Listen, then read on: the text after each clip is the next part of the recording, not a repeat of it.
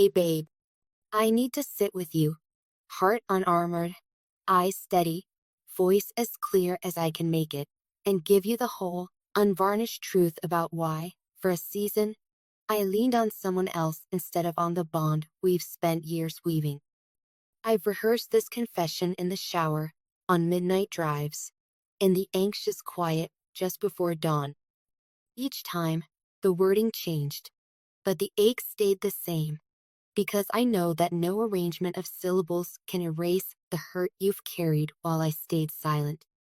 What words can do, though, is draw a full-color map of my mistakes, so you see every fork where fear guided me away from us and toward the shortcut that became a canyon.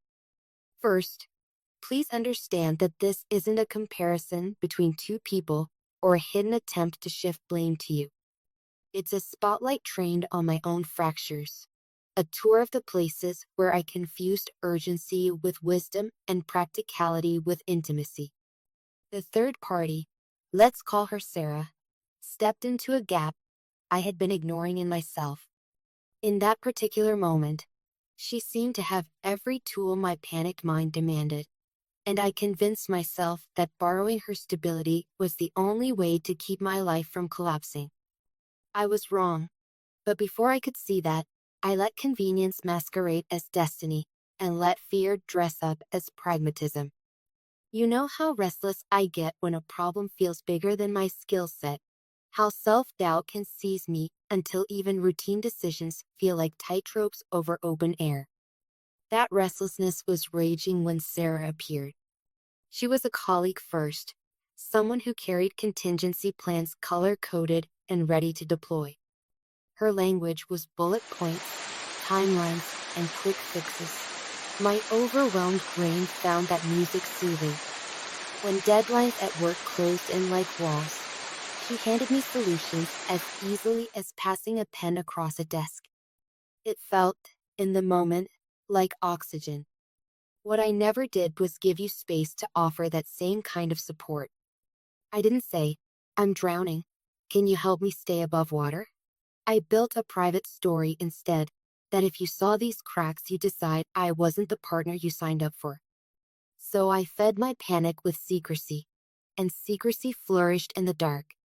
Sarah's help felt transactional and therefore safe. If she saw me fail, I told myself, the emotional fallout would be contained. Letting her in seemed less risky than opening my fears to someone whose opinion of me truly matters. That calculus was cowardly, and I'm ashamed of it. There's another layer, closer to the bone. For a long stretch, I had equated being useful with being worthy. Sarah's support made me feel useful again, competent, maybe even impressive. Each quick solution she offered stamped a temporary approval on the parts of me I doubted. That rush was intoxicating. And like anything intoxicating, it blurred moral lines.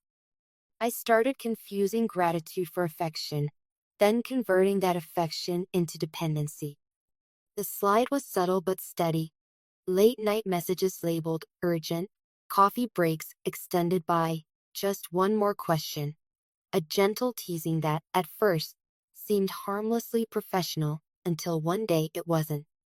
Was I aware of the risk? On a hazy level, yes. But denial is a potent sedative. I kept chanting that our exchanges were purely work-related while ignoring how my pulse stuttered whenever her name lit up my phone. I didn't notice that I was reshuffling my entire schedule around the possibility of 10 extra minutes with her. Looking back, I see how my hunger for ease tricked me into equating near-term relief with long-term truth. I taught myself to believe that comfort equals compatibility, when in reality it was just the absence of vulnerability. All the while, our relationship was breathing, wounded but alive, waiting for me to trust it enough to be messy. Each time you asked, "Are you okay?" you feel distant. I wrapped my answer in gift paper brevity, as if sparing you details was kindness. In reality, I was sparing myself the discomfort of accountability. I thought that by protecting you from my struggles, I was protecting our love. In hindsight, I realized transparency would have fortified us, not fractured us. I need you to hear this. Choosing her was never about replacing the tenderness we share. It was about me outsourcing my own growth. I reached for a shortcut instead of building the patience to address my deficits with you beside me. Fear whispered that if you witnessed my unraveling, you might step back.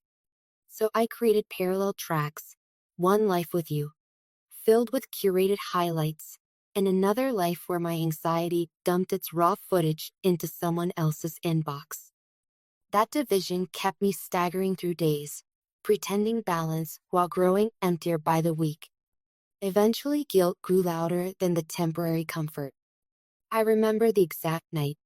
You were laughing at a show we've watched a dozen times, your feet tucked under mine, your trust resting casually between us.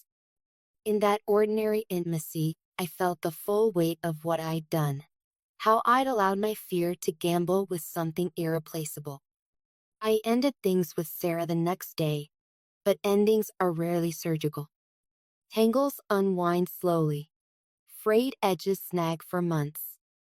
And secrecy, the seed of all this, loathes sudden light. So the only honest path left was this one. To drag every detail into the open and let daylight sterilize what shadows fed upon. Since then, I've done my homework. Therapy sessions that strip excuses to their studs. Journals filled with blunt inventories of my triggers, my blind spots, my childhood myths about worthiness. Conversations with mentors who refuse to let me pivot away from hard truths. None of that earns forgiveness. Nothing could. These efforts aren't receipts, but promises. Proof that I'm investing in the slow reconstruction of integrity. I want our relationship rebuilt without secret rooms. No closets locked. No curtains drawn over doubts. Here's what that reconstruction looks like to me. Weekly check-ins where we both name what feels off before cracks widen into canyons. Shared calendars, not as surveillance, but as open doors, so you always know there's nothing nocturnal hiding in my schedule. Couples therapy, if you're willing, because a neutral room can turn confrontation into collaboration.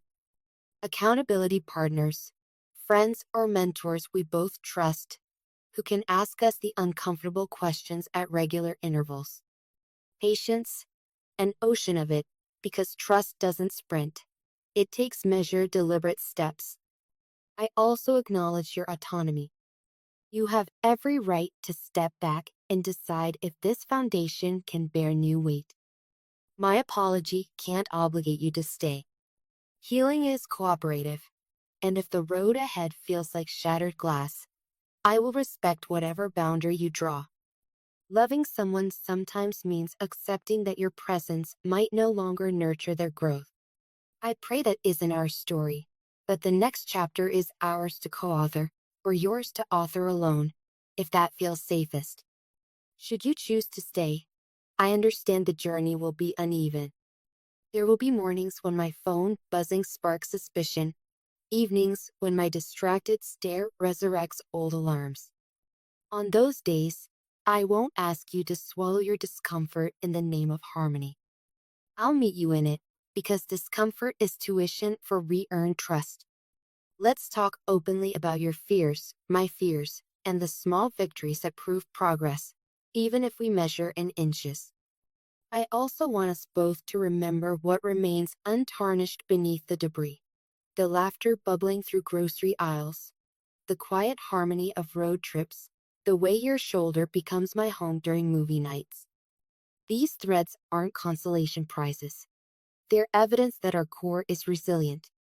I'm willing to fight for that resilience with honesty and sustained effort, even on days when the sky looks charcoal gray. Thank you for standing in this difficult light with me. Your willingness to listen is a gift I have not always honored. Whatever you need next, space, conversation, time to think, I'll provide it without protest. You set the pace. I will match it with steady steps and clear eyes. So let me say this plainly one final time. Choosing Sarah wasn't choosing her over you. It was choosing a shortcut over vulnerability, immediate relief over deeper connection, fierce counsel over love's courage. I see that now with painful clarity. I'm asking, not for swift absolution, but for a chance to demonstrate, through consistent action, that the person who made that cowardly choice is not the person I'm determined to be. I hope we can transform this fracture into a seam of stronger fabric, woven with transparency, accountability, and a tenderness tempered by trials. I love you. Those words may feel lighter today, stripped of the certainties you once took for granted, but they're still true. I love you, and because I love you, I am willing to do the slow, exacting work of becoming worthy of the trust I broke. If you choose to walk forward with me, I will spend every mile proving that lesson has been etched into my bones. With all the honesty I can hold, your name,